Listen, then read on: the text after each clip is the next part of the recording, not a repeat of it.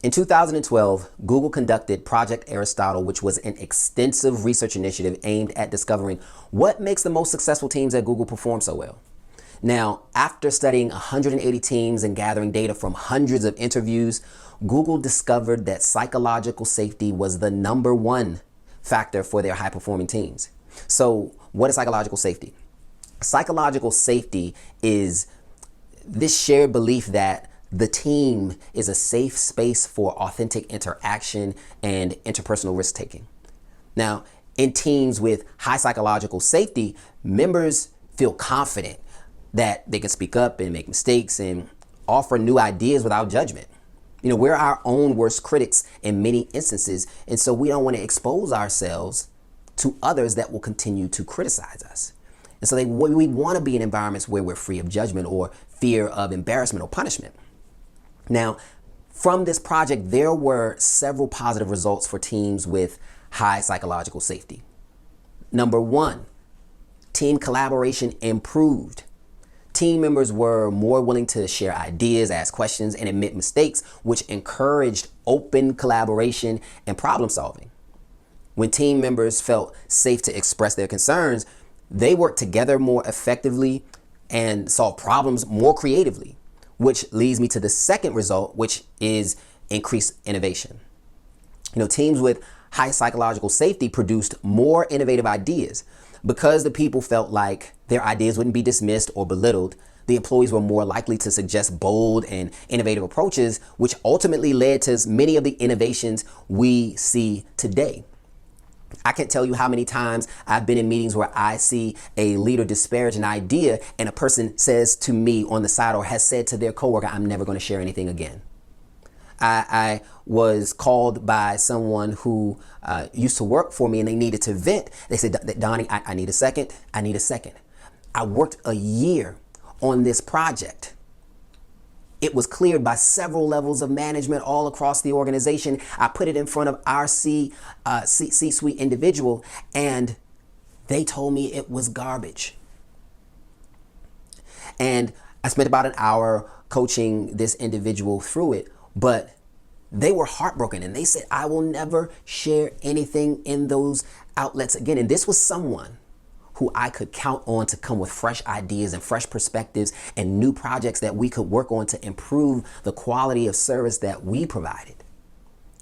And so this is very real. #3, employee well-being. You know, psychological safety also positively impacted the mental well-being of the team members at Google. You know, because the people had less fear of judgment or being penalized, the employees reported higher job satisfaction and lower levels of stress. You know, and then the last result was retention and productivity. Google found that psychological safety was a core component of retention because psychologically safe teams had higher levels of productivity and retention because the team members felt invested in their projects and more loyal to the people that they worked with day in and day out, which reduced the turnover and increased performance. And as I've talked about before, there is a serious cost with losing people, especially good people. So what was the overall project's positive impact for Google? You know, let's just tie a bow around this. Google's focus on developing psychological safety within their teams truly helped the company to maintain its position as a leader in innovation. You know, teams that felt psychologically safe and secure were able to take risks that contributed to innovations that we see today, like Gmail and Google Cloud. The culture of openness and trust became a core part of Google's competitive strategy. You know, we think that our competitive edge is all about creating good products and creating great products, but it's also about creating great people because those people become ambassadors for those products. Those people create environments that we work in that make us feel loved and safe. And I believe that the best leaders make people feel psychologically safe. Why? Because they understand the weight that their presence holds in the lives of the people that follow them and vice versa. And so one of my key takeaways from Project Aristotle is that by making psychological safety a priority, Google was able to build stronger, more collaborative, more innovative teams. And this ultimately led them to solve problems better, to have increased innovation and well-being for their employees.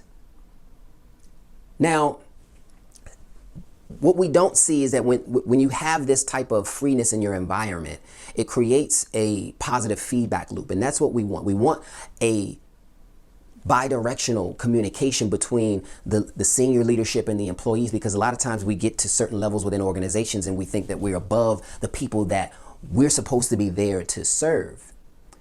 And that's not true, because everybody benefits from this bi-directional collaboration, the people and the company. Now, this seems simple, but it's actually pretty challenging, because some leaders don't have the capacity or the capability to do the work required to uncover some of the areas where psychological safety may be lacking. And it's often easier for us to look at what's on the surface and address that instead of the core issue. You know, I worked for a leader who said that, they wanted to break down silos. They wanted people to start, communicating and collaborating and to get out of their cliques. Almost, she spoke about it almost like she was going to force these interactions.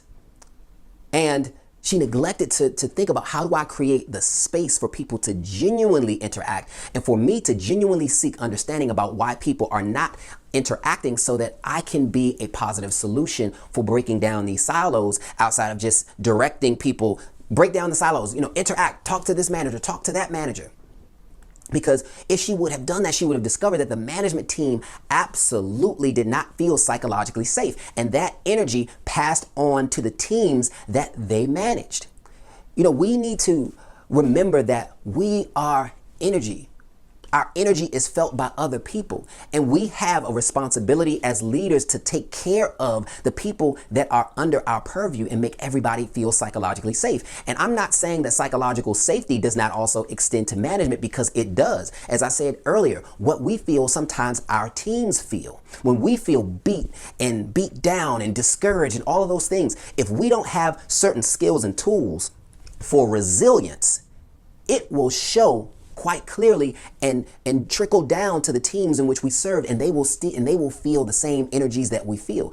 I remember talking to someone that a manager that I worked for, and a senior manager, and she said to me, we come here to get, management comes to get beat up. And I said, I don't come to work to get beat up. Why would we willingly say, hey, we come to get beat up? Yes, we know when we come into an environment, when we come to work, there are challenges. We are there to solve problems. There might be customer complaints, those things, but we as a team aren't there to create problems for ourselves. Who is applying for that job?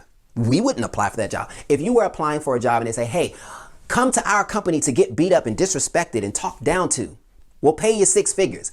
Nobody is going to that job. Because quality of life is super important. Psychological safety is super important and has become even more important since the epidemic of loneliness has stricken everybody since COVID. We want a sense of belonging, but we want a sense of belonging in environments that are safe, with people that care about our well-being genuinely. And it is the responsibility of good leaders, people who want to be better leaders. We aren't perfect. Everybody's fault falls short of perfection. Perfection actually doesn't exist. We're all perfecting where we are today, and the next day there'll be something else to do. But guess what? As long as we're striving to be the best version of ourselves, that's the goal. As long as we're striving to create environments of peace and harmony, the same kind of environments that we want for ourselves, then that's the goal. It's not enough to just say, well, they're getting paid, so they should be happy with whatever they're doing, wherever they're doing it. That's their satisfaction there. As we have seen from the Great Resignation, it's not enough. So I'm challenging every leader under the sound of my voice to put psychological safety first. Put psychological safety first, not just for yourself, but for your people.